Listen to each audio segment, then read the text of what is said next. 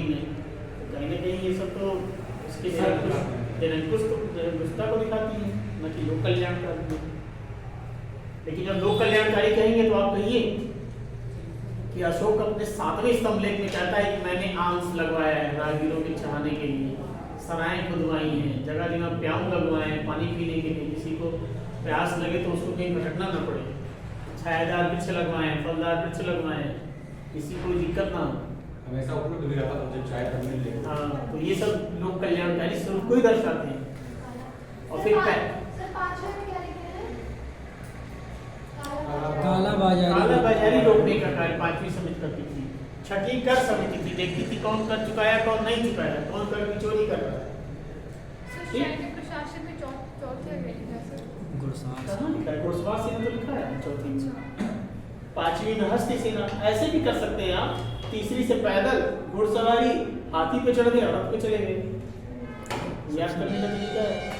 पैदल गए, घोड़े पे चढ़ गए, घोड़े से पेट भर गए तो हाथी पे चढ़ गए, हाथी में नहीं अच्छा लगा तो रथ पे चढ़ गए। इससे बढ़िया तो ये तो आपको ऐसे याद हो जाएगा। पहली याद रखना पड़ेगा आपको जल सेना, और दूसरी यातायात से, बस उसके बाद तो बता सकते हैं पैदल घोड़ा, हाथी, रथ। और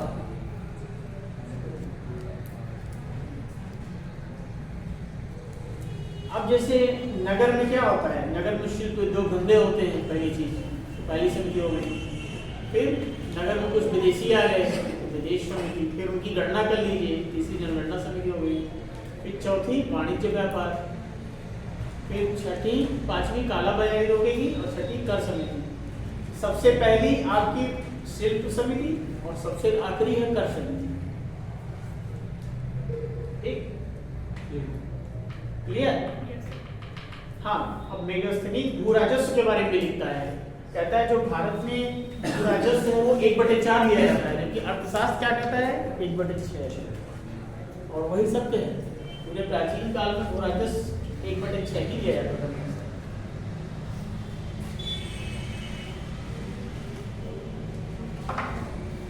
तो मेगास्थनीज का 6ठा पॉइंट क्या है, 1/4।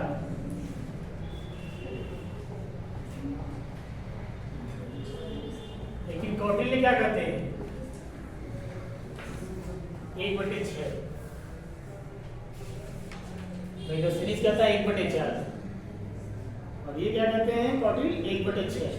ठीक, कर के बाद इतना बहुत हो गया, इतना पॉइंट आएगा तो आप इसमें लिख लीजिए, इतना पॉइंट बहुत है।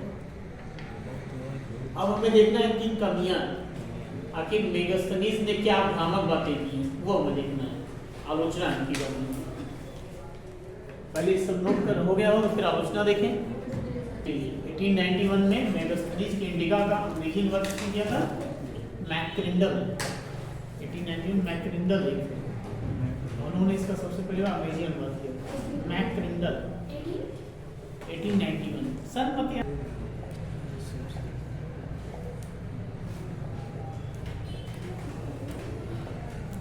7 जातियों में बांट दिया। यूनान में जो चीजें थी उसने भारतीय समाज में लागू कर दिया। कौन कौन से थे, किस 7 जातियों को किसको बांटा था?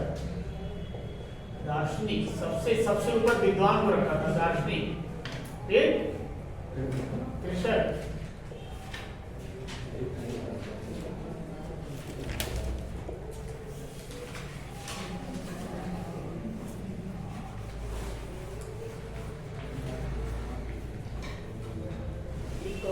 दार्शनिक, कृषक, पशुपालक, योद्धा, निरीक्षक, मंत्री।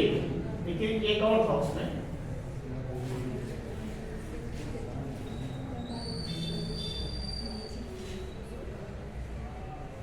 मतलब यूनान की तरह इसने 7 जातियों में बांटने का प्रयास किया मेगास्थनीज। पहली गलती इसकी यही थी। भारत में तो 4 चतुर्वर्ण व्यवस्था थी ना, ब्राह्मण, क्षत्रिय, वैश्य, शूद्र।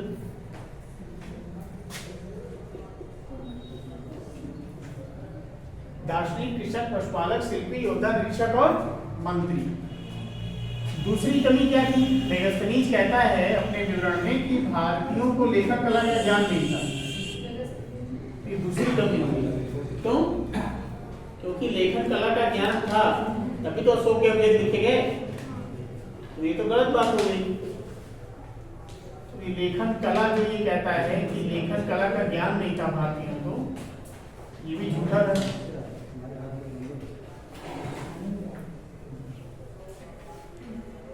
फिर और क्या कमी थी इनकी? हाँ, दास प्रथा। ये कहते हैं दास प्रथा नहीं थी भारत में। मेगास्थनीज ने कहा कि दास प्रथा भारत में नहीं थी, लेकिन आपको पता है कि कौटिल्य ने 9 प्रकार के दासों का उल्लेख किया है और बौद्ध जो है वो 3 प्रकार के। इसका मतलब दास प्रथा थी। ये गलत इंफॉर्मेशन ना मेगास्थनीज की, तो इनकी कमियां हैं। तो कभी कभी आपसे मुख्य परीक्षा में पूछ सकता है कि मेगास्थनीज का मौर्य समाज या नगर प्रशासन या उसका जो भारत में विवरण दिया है वो कहाँ तक सत्य है, या उसकी व्याख्या कीजिए, या मेगास्थनीज के अंतर्ग्रहण को बताइए। तो आपको सकारात्मक के साथ साथ नकारात्मक चीजें भी दिखानी है। ठीक है, अब हम आते हैं पॉलिटिकल हिस्ट्री स्टार्ट करते हैं चंद्रगुप्त मौर्य से। ये आपके सोर्स कंप्लीट हुए, साहित्य, विदेशी विवरण और पुरातत्व। अब हमें क्या देखना है? Political history. मौर्य वंश का कार्यकाल क्या है? 323 ईसा पूर्व से लेकर 184 ईसा। ठीक, ये भी इंटरव्यू में पूछ लेता है, एक 1 लाइन में पूछ लेगा मौर्य वंश का क्या कार्यकाल क्या था, ऐसे ही पूछ लेते कई बार। 323 से 184 ईसा। ठीक, पहला शासक कौन था? चंद्रगुप्त मौर्य, जिसने मौर्य वंश की स्थापना की थी।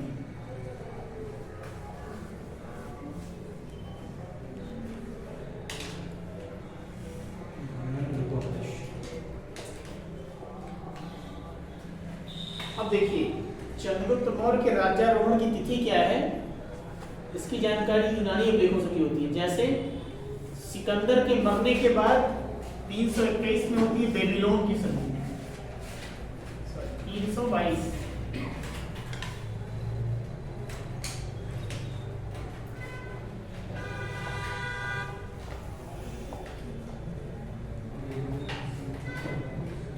तो इसमें इस संधि में क्या है?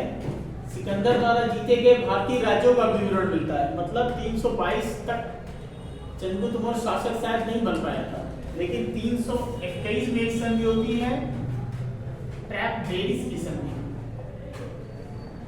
ये आपको लिखना नहीं है, इन दोनों को लिखना नहीं है। इस संधि में क्या है? भारत पर नियंत्रण का अधिकार नहीं मिलता, मतलब उल्लेख नहीं मिलता। तो इसका मतलब ये है कि 323 से 321 के बीच में ही कहीं राज्यारोहण हुआ, और वो राज्यारोहण हुआ 322। ठीक, तो ये चंद्रगुप्त मौर्य की राज्यारोहण की तिथि है 322 ईसा पूर्व। ठीक,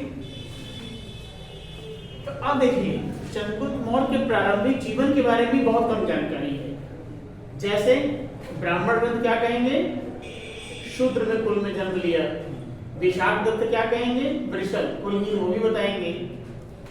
अलग अलग ग्रंथ अलग अलग बताते हैं, लेकिन बौद्ध और जैन क्या बताते हैं? क्षत्रिय। बौद्ध और जैन चंद्रगुप्त मौर्य को क्या बताते हैं? क्षत्रिय। और कहां से कहते हैं, कहां के क्षत्रिय? पिपलीवन के मोरी क्षत्रिय वंश में पैदा हुए।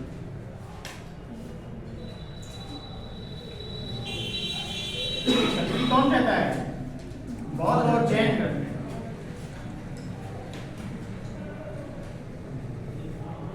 और ब्राह्मण ग्रंथ क्या कहते हैं? शूद्र। ब्राह्मण क्या कहते हैं? शूद्र। विशाख दत्त क्या कहते हैं? वृषभ कुलहीन। विशाख दत्त का कौन सा नाटक है? मुद्रा राक्षस।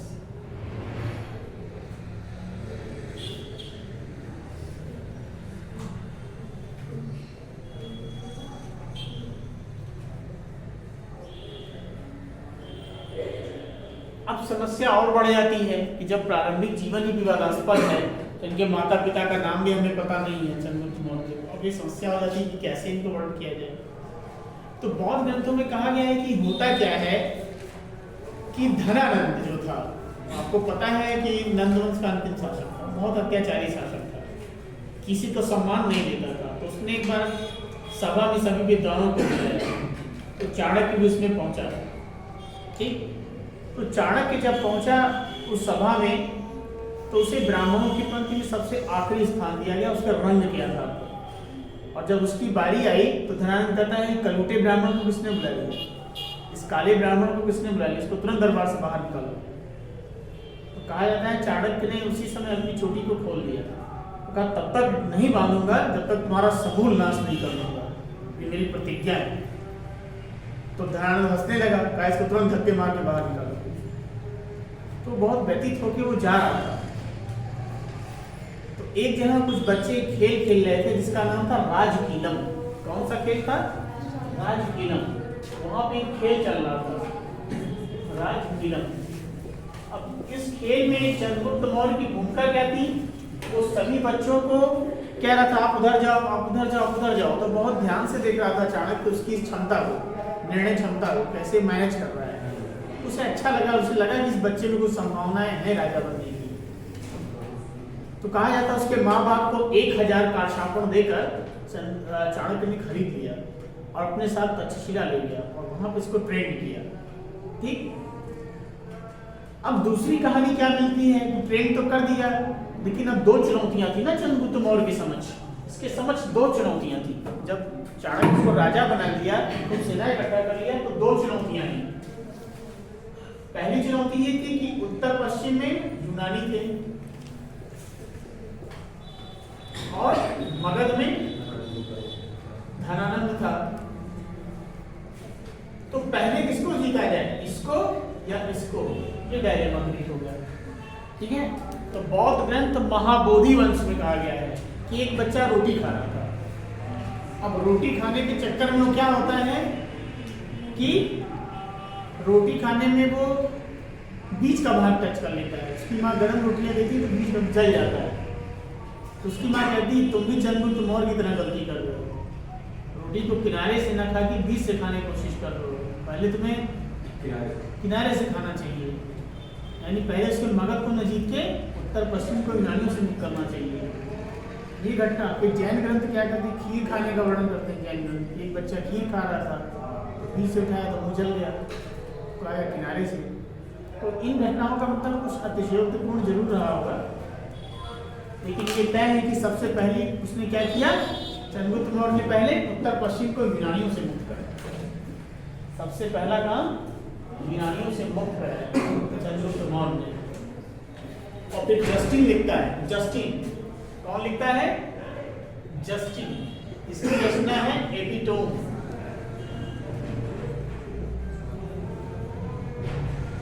ये लिखता है जस्टिन की 6 लाख की सेना लेकर। कितनी?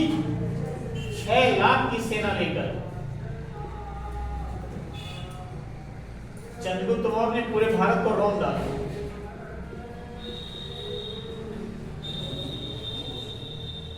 रौंदने मतलब पूरे भारत पर अधिकार।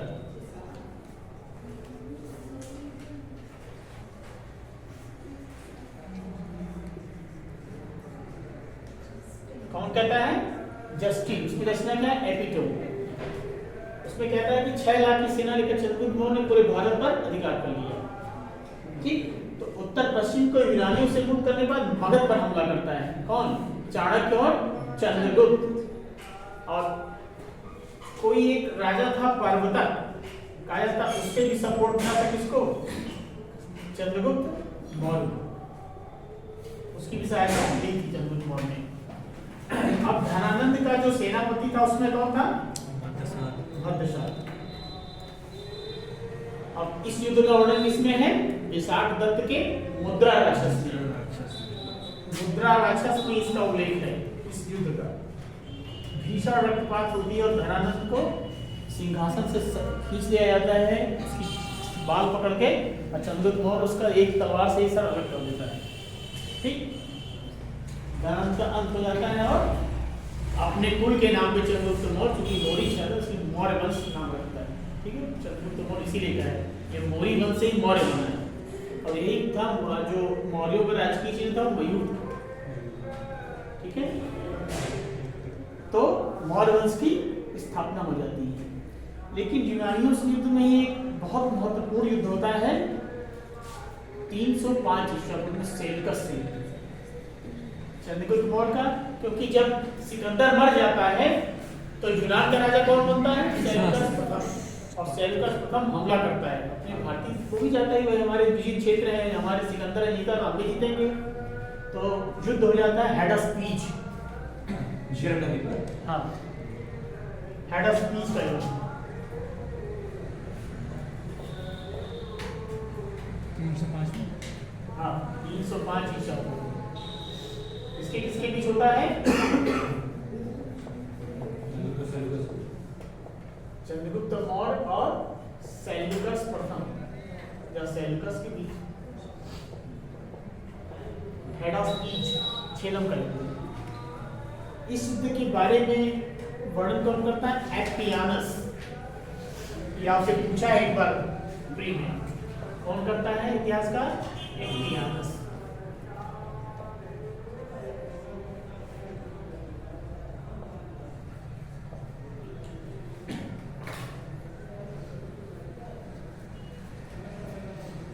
प्लूटार्क कहते हैं कि इस युद्ध में 500 हाथी चंद्रगुप्त मौर्य ने उपहार दिया सेल्यूकस को, और सेल्यूकस प्रथम ने अपनी पुत्री हेलेना का विवाह किससे कर दिया? चंद्रगुप्त मौर्य से, वैवाहिक संबंध। इसकी जानकारी एप्पियानिस के विवरण से ज्यादा मिलती है। और इस युद्ध के द्वारा सेल्यूकस प्रथम की हार हुई और चंद्रगुप्त मौर्य को 4 प्रांत मिले। कौन कौन से? एरिया, इसकी पहचान हेरात से की जाती है। आर्कोशिया, इससे पहचान की जाती है।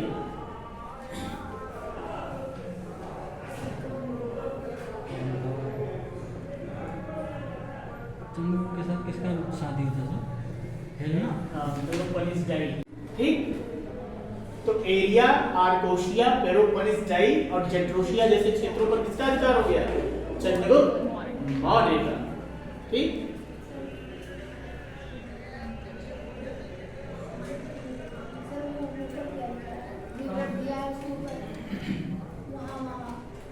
एप्पियानस, एप्पियानस ने इसका उल्लेख किया है, लिख लीजिए इंपॉर्टेंट करके एप्पियानस। अब बताइए, श्वेतांबर दिगंबर का कॉन्सेप्ट भी चंद्रगुप्त मौर्य से जुड़ा हुआ है। कहा जाता है कि 300 ईसा पूर्व में मगध में भीषण अकाल पड़ा। इसी का काल है ना, 300 ईसा पूर्व में मगध में भीषण अकाल पड़ा और इसने अपने स्वयं प्राण त्यागे थे। चंद्रगुप्त मौर्य कहाँ? कर्नाटक में। हाँ, इससे अपना प्राण खुद जैन जीवन के अंतिम दिनों में उसने जैन धर्म ग्रहण कर लिया और संलिग्ना विधि से अपने प्राण त्यागे थे। ये जैन ही कहते हैं अकाल के समय। ठीक है, 300 ईसा पूर्व में, और 298 में इनकी मृत्यु भी हो जाती है। तो अगला शासक कौन बनता है? बिंदुसार। चंद्रगुप्त मौर्य के बाद अगला शासक कौन बनता है? बिंदुसार। हालांकि सभी सहिष्णु थे, चंद्रगुप्त मौर्य हो चाहे बिंदुसार हो चाहे अशोक रहे हो, सभी धर्मों के प्रति सब सहिष्णु थे। ऐसा नहीं था कि केवल, और अशोक तो पहले कट्टर शैव था अशोक, लेकिन बाद में बहुत धर्म ग्रहण किया। तो चंद्रगुप्त मौर्य के बाद कौन बना? बिंदुसार।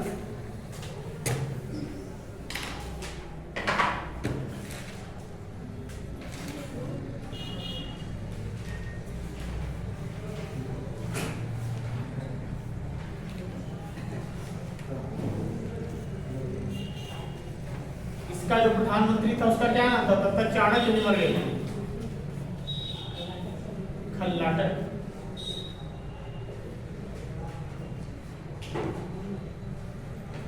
आजीवक संप्रदाय से किसका अच्छा संबंध था? आजीवक संप्रदाय के जो पिंगल वंश से, उनसे भी ये बातचीत करता था।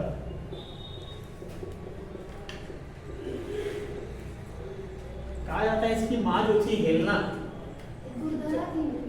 दुर्धरा थी, शायद इसने बहुत विष उसके लिया था। जब ये पैदा हुआ तो इसके बिंदु हो गया, 60 पर कहानी मुझे नहीं पता, आप दूरदराज शायद सही। जो भी कोई रहा वो नहीं पूछेगा आपसे कि दूरदराज किसकी बेटी थी, वो नहीं पूछेगा कभी, आपसे यही पूछेगा। प्रधानमंत्री पूछेगा ज़्यादा ज़्यादा बहुत पूछना होगा तो मिलाने को दे देगा। अशोक के कौन थे? राजा। ठीक, तो खल्लाटक था इसका। तो बिंदुसार के समय में क्या घटना है, कोई विजय तो किए नहीं थे।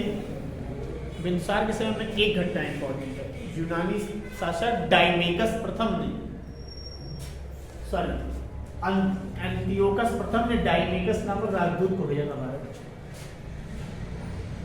यूनान का राजा कौन था? यूनान का नहीं था, सीरिया का था। यूनान का तो हम लोग सेल्यूकस प्रथम हार ही चुका है, तो वो कहां से? सीरिया का था एंटियोकस प्रथम।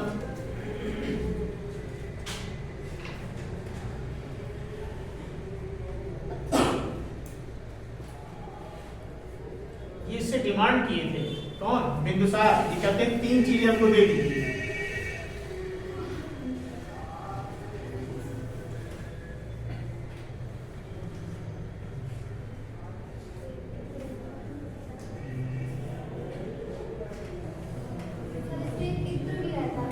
मदिरा, दार्शनिक मदिरा और सूखे अंजीर। तो ये कहते हैं हमारे यहाँ विद्वानों का क्रय विक्रय नहीं किया जाता है, अन्य 2 चीजें भिजवा देते हैं। और इसी ने एंटियोकस प्रथम ने भेजा था डायमेकस को, डायमेकस नामक राजदूत को भेजा था। कहाँ? बिंदुसार के दरबार। ठीक, डायमेकस। इसमें और कुछ नहीं है बिंदुसार में इंपॉर्टेंट। तो आप चली जाइए ना, नहीं छूटे। वीडियो देखो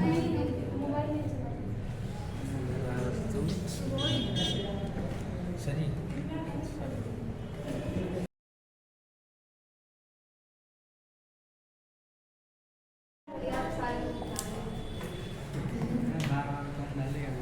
अब इससे महान शासक कोई इतिहास में हुआ नहीं। नाम ही है सब महान। बोल्गा से लेके जापान तक, जापान से लेकर चाइना तक, कहीं भी आप जाएंगे इससे ज्यादा महान शासक तो धरती पे हुआ नहीं, अशोक। इसका समय क्या है?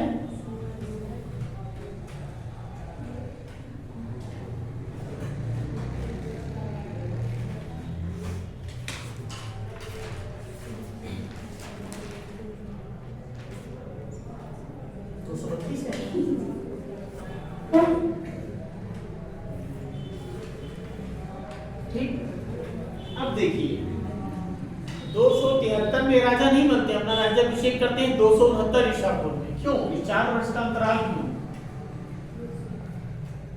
अब मौका मिल गया सबको कुछ लिखने का, तो बौद्ध जैन कहते हैं इनका अपने भाई से झगड़ा हो गया,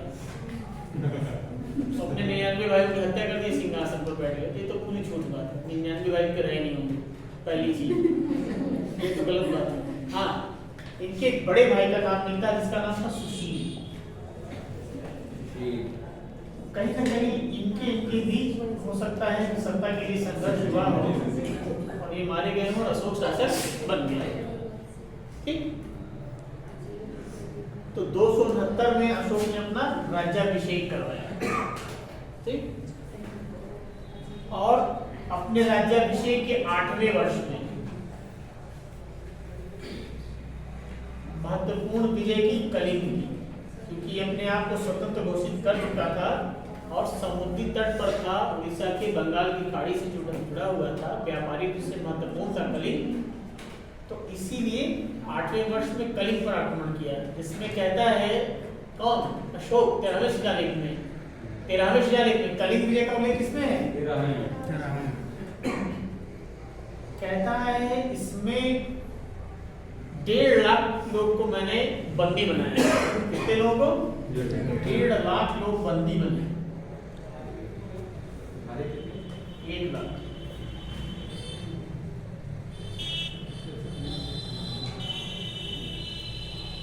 लेकिन ये भी कहता है कि भीषण रक्तपात को देखने के बाद अब मैं युद्ध नहीं लड़ूंगा जीवन में। हाँ, मेरी घोष की जगह अब धम्म घोष होगा, रणभेरिया नहीं बजेगी, अब धम्म घोष होगा। लोगों के कल्याण की बातें होंगी, किसी की जान नहीं ली जाएगी। ठीक है, लेकिन ये भी कहता है इसी अभिलेख में आटविकों को चेतावनी देता है कि ये मत समझना कि मैंने कलिंग युद्ध के बाद हथियार रख दिए हैं, चलाना नहीं भूले। अगर तुम प्रजा से लूटपाट करोगे, आटविक जातियों को कहता है, जंगली जातियों को, तो मुझे मजबूर होना पड़ेगा सैन्य कार्रवाई करने के लिए। मैंने सेना भंग नहीं की, मैंने केवल हथियार चलाना छोड़ा। हाँ, ठीक है, मतलब एक तरह से चेतावनी देता है कि लूटपाट बंद कर दीजिए, नहीं तो मैं सैन्य प्रयोग कर सकता हूँ। मैं छोड़ रहा हूँ, मैं किसी की हत्या नहीं करूंगा, लेकिन अगर आप मजबूर करेंगे तो मैं हथियार उठा सकता हूँ। ठीक है, तो ये 13वें शिलालेख है। और इस विजय के बाद इसकी कोई और विजय होती भी नहीं है, क्योंकि कलिंग विजय में इसका हृदय द्रवित हो जाता है। और अकबर के साथ ये नहीं था, भले दीन इलाही अशोक के धम्म के नियंत्रण में किए थे, लेकिन उसने तो युद्ध बंद नहीं किया था। अपने जीवन के बढ़ते समय भी 1601 में जो असीरण अभियान किया था चालाकी से, अशोक ने एकदम से बंद कर दिया था। उसने कोई युद्ध अभियान नहीं चलाया कलिंग के बाद, कोई उल्लेख नहीं था। तो ये बड़ा परिवर्तन था। हालांकि इसका कुछ झुकाव बौद्ध धर्म की ओर होता था। जैसे जब इसका बड़ा भाई था सुशील, उसको एक बौद्ध भिक्षु आता था पढ़ाने, उसका नाम था निग्रोध। तो जब इसको देखता था अशोक बालकनी से तो बड़ा खुश होता था, छोटा सा बालक, और इसको बौद्ध धर्म की शिक्षा देने आता था सुशील को, तो उसके व्यक्तित्व से प्रभावित था। कभी कभी उससे बातें किया करता था बौद्ध धर्म के बारे में। ठीक है, तो अलग अलग लोग अलग अलग बातें करते हैं। जैसे